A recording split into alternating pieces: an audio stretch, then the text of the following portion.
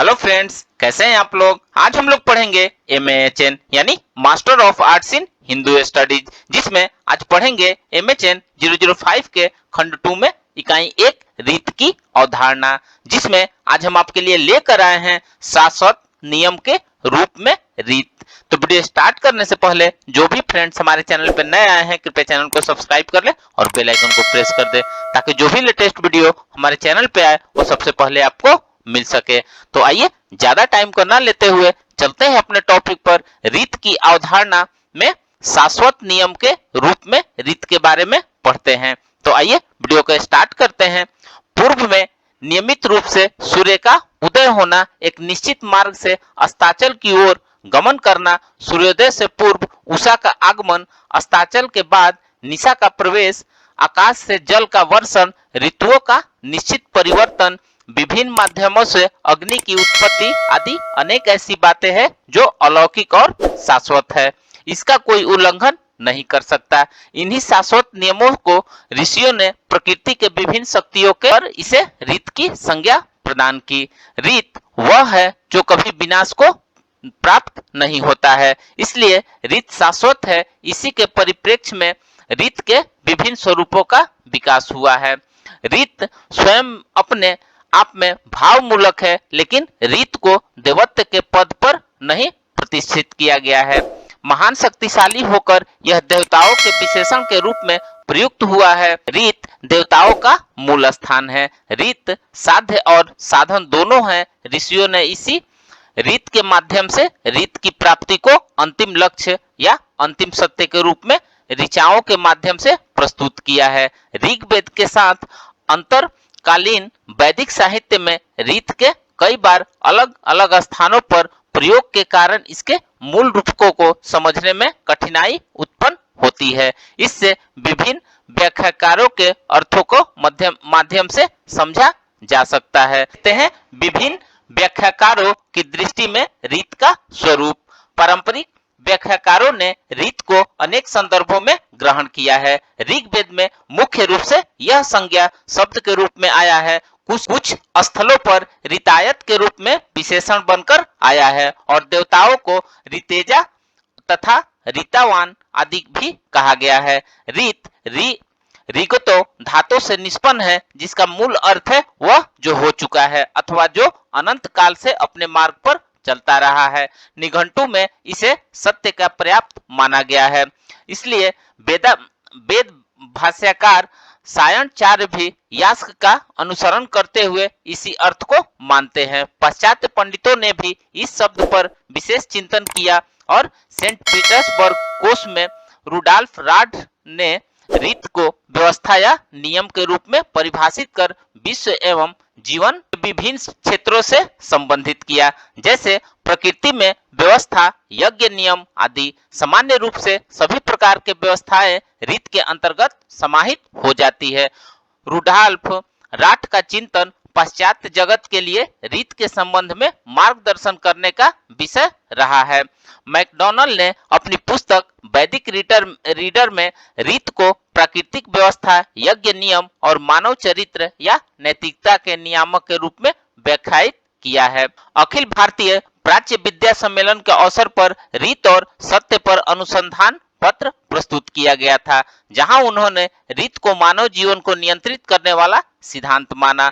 मानव जीवन के सभी कार्य रीत के द्वारा संचालित होते हैं। इस तरह रीत नैतिकता या धर्म का एक ही स्वरूप है। इसलिए ऋग्वेद में यज्ञ का भी वाचक है। कार्य के रूप में रीत ऋतु के समीप है तथा लैटिन ऋतुस तथा जर्मन रीम, लिथुआनियन रेजु, अवेस्तन, रातुम आदि के नाम के समान है।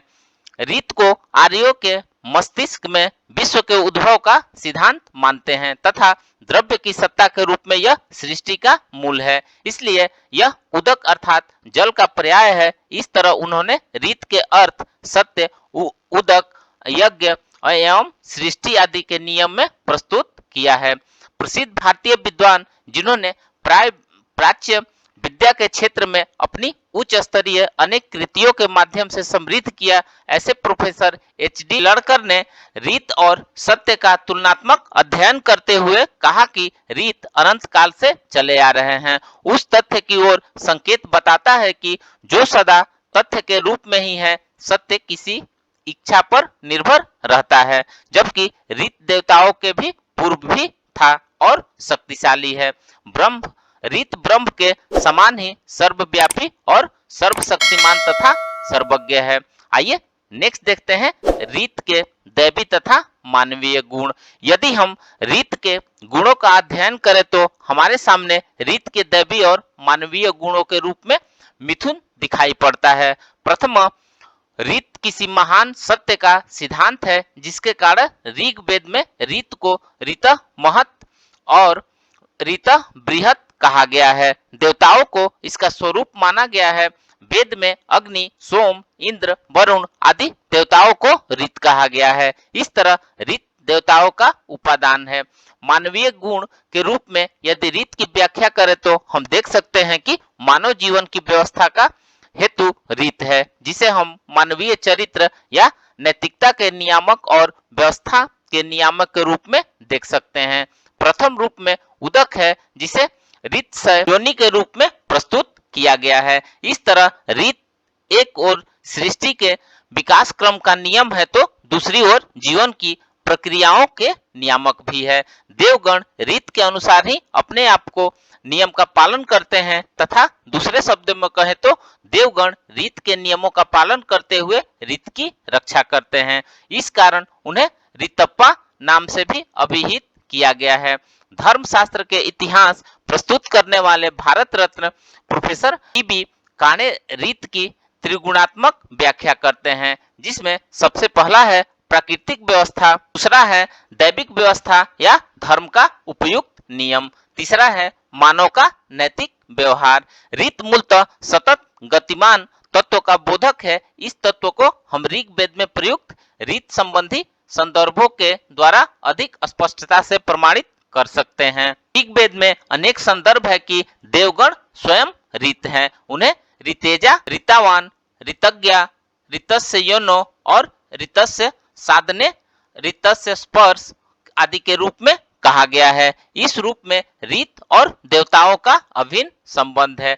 अग्नि को रीत कहा गया है, लेकिन वह रीत का भी रक्षक है। यदि विशेषण में वेद सोम के साथ जोड़ दिया जाए तो अग्नि और सोम का संबंध इस सृष्टि अथवा सृष्टि यज्ञ से है, इसलिए रीत यज्ञ स्वरूप है या रीत यज्ञ का प्रतीक है। यह भी कह सकते हैं कि रीत और यज्ञ एक दूसरे के पर्याय है, इसलिए रीत को हम यज्ञ के रूप में व्याख्यायित करके विचार करें तो यह विषय स्पष्ट होगा। सत्य को शाश्वत सत्य के रूप में जब हम प्रस्तुत करते हैं तब रीत और सत्य दो तत्व हमारे सामने उपस्थित हो जाते हैं। इससे रीत को स्पष्ट करने में कठिनाई होती है, जैसे कि एक संदर्भ में नदियों को रीत का प्रवाहक और सूर्य को सत्य का विस्तार करने वाला कहा गया है। नदियों से तात्पर्य उदक से है, जिसे सृष्टि का नियामक और प्राण रूप कहा गया है, जबकि सूर्य समस्त सृष्टि का प्रतिष्ठापक तत्व रूप स्वरूप है। वस्तुतः दोनों एक दूसरे के पूरक है। सृष्टि का प्रवाहमान स्वरूप जलमय है, जिसे रीत कहा गया है, और उस रीत की प्रतिष्ठा सत्य में है। इस प्रकार रीत से सत्य की ओर गमन का संकेत है और यही मूल बिंदु है। जहाँ रीत सत्य में समाहित होता हुआ सत्य की अवधारणा में ही प्रतिष्ठित हो जाता है, ये सभी तत्व रीत और सत्य को अलग अलग प्रतिष्ठित कर दोनों को एकत्व की घोषणा भी करते हैं। ऋग्वेद के ऋषि जब यह साक्षात्कार करते हैं कि रीत और सत्य अभिन्न तप से उत्पन्न हुए और उससे रात्रि उत्पन्न हुई, फिर भी उससे महान समुद्र उत्पन्न हुआ, तो वह उस सब में एक विशिष्ट तादात्म्य उपस्थित करता हुआ प्रतीत होता है। इस प्रकार रीत एवं सत्य जहाँ अंतिम सत्य के रूप में उपस्थित है, वहीं रात्रि महत अंधकार का परिचायक है और महत समुद्र सृष्टि के प्राण रूप में उपस्थित है। अविद्ध तपस को प्रकाश पुंज के रूप में अग्नि या सूर्य के प्रतीक के रूप में स्वीकार करते हैं। इस प्रक्रिया में रीत, सत्य, धावा, पृथ्वी, अंधकार, जल सभी एक दूसरे से जुड़कर सृष्टि प्रक्रिया के नियामक तत्व के रूप में है। भूलोक के 3 स्थानों में निवास करने वाले देवता रीत की व्याख्या करने में समर्थ है, अथवा रीत का स्वरूप उनकी कृपा से ही जाना जा सकता है। आइए अब नेक्स्ट देखते हैं रीत के दर्शन के कुछ अन्य प्रसंग। रीत के दर्शन की संपूर्ण यात्रा रोचक है। इसके एक एक तत्व पर क्रमशः चर्चा किया जा सकता है, जिसमें पहला है रीत सूर्य मार्ग का पर्याय है, अर्थात सतत गतिशील है और उसकी गतिशीलता एवं निरंतरता तथा अक्षुण्णता के कारण रीत ध्रुव सत्य के रूप में प्रतीत होता है। रीत के द्वारा ही ध्रुव रीत अपहित है, क्योंकि सूर्य के अश्वों को छोड़ने वाली शक्ति रीत ही है।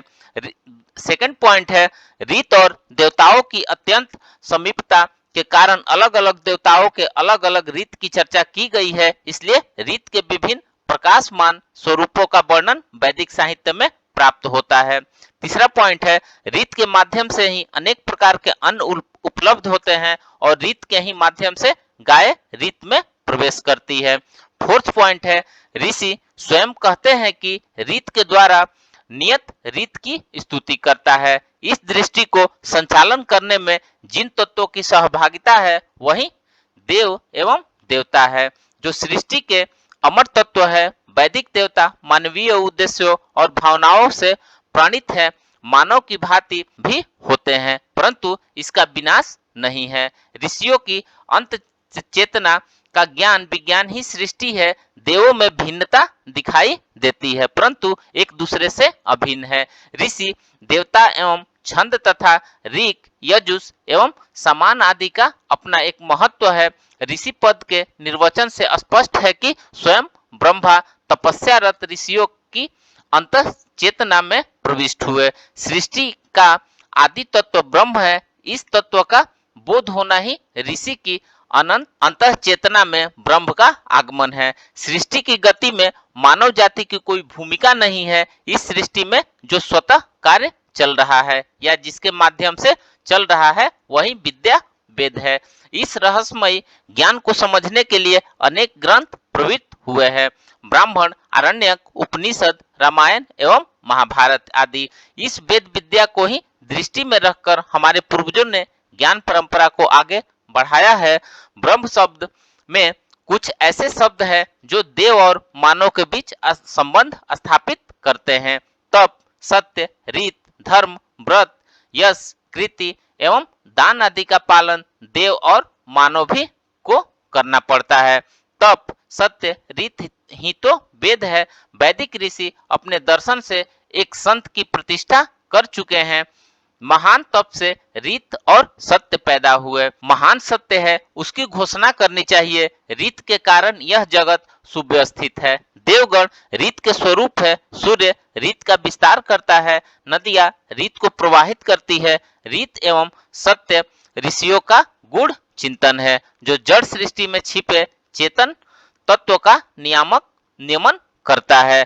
पृथ्वी एवं समुद्र भी उसी पर निर्भर है। इसी प्रकार अनेक मंत्रों में सत्य और व्रत का भी दर्शन ऋषि करते हैं। धर्म शब्द भी अपने में सब कुछ समाहित कर लेता है। सर्वप्रथम रीत में धर्म का प्रयोग हुआ। यह नपुंसक लिंग में धर्मन के रूप में है। इसके अतिरिक्त इसका उत्तरोत्तर उल्लेख होता चला गया। रीत शब्द का यज्ञ का भी वाचक है। यजमान के द्वारा किया गया यज्ञ यजमान का आचरण संबंधी बल हो जाता है। उसे नियम का पालन करना होगा। इसलिए रीत मनुष्यों के नैतिक नियम का पर्याय है, जिसके कारण अनित्र भी सामने प्रस्तुत होता है, अर्थात असत्य का आचरण नहीं होना चाहिए। रीत जीवन को अनुशासित करने वाला एक शाश्वत नियम और वैश्विक गति प्रदान करने वाला तत्व है। आइए अब इसका नेक्स्ट देखते हैं रीत की उत्पत्ति के कुछ संदर्भ। ब्रह्मांड की व्यवस्था यज्ञ के कारण है। देवों के द्वारा संपादित यही प्राकृतिक अंग धर्म का प्रथम स्वरूप है। यही सृष्टि यज्ञ है। इस यज्ञ को संपादित करने वाले देव साध्य एवं ऋषि है। ये सभी सृष्टि के मूलभूत तत्व है। मंत्र में भी यज्ञ की 7 परिधियां बताई गई है और 21 समाधियां भी है। परिधि का अभिप्राय 7 लोक से है। परिधि यज्ञ वेदी की सीमा को कहते हैं। स्वयं संवत्सर के 12 महीने 5 ऋतुएं, 3 लोक तथा आदित्य के 21 समिधाएं इसी यज्ञ का संपादन करते हैं। देवों का यज्ञ प्राकृत नियम है के अनुसार किया गया, जिससे सृष्टि नियम से संचालित हो रही है। इसी प्राकृत सृष्टि विद्या के आधार पर मानवीय संस्कृति का निर्माण हुआ। प्राकृत कृत्यों पर किए गए कर्म ही कल्याणकारी है। आत्म कल्याण प्रकृति के अनुसार कर्म करने में ही है। इन सबका संबंध रीत से है। वेद में सत्य और रीत को भी उत्पन्न कहा गया है। उपनिषद में कहा गया है कि रीत और सत्य अविद तप से उत्पन्न है। तो फ्रेंड्स, इस प्रकार से आज हमने रीत की अवधारणा में शाश्वत नियम के रूप में रीत के बारे में पढ़ा। तो मिलते हैं एक नए वीडियो के साथ में, तब तक से हमारे चैनल पे बने रहिए। धन्यवाद।